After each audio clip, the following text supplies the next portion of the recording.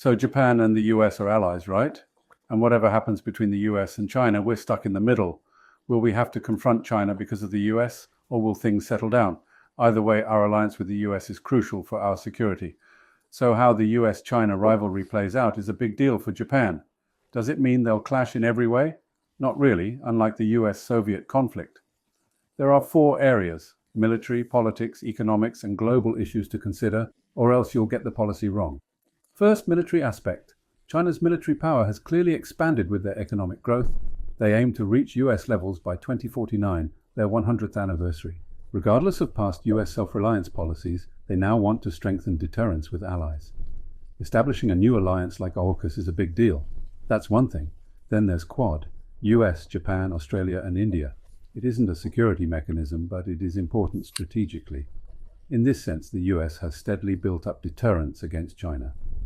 China, in response, strengthens cooperation with surrounding countries and Russia, an essential military ally.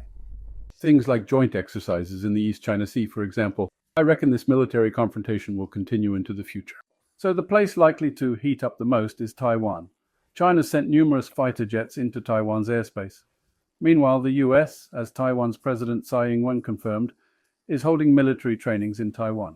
But I don't think things will really blow up.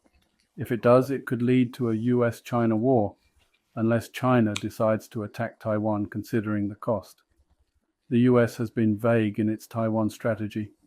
They basically agreed to China's claim that Taiwan is part of China, but at the same time, the US said it'll act if China resorts to military action. They didn't specify what they mean by act, but it suggests Taiwan can't seek independence and China shouldn't use force.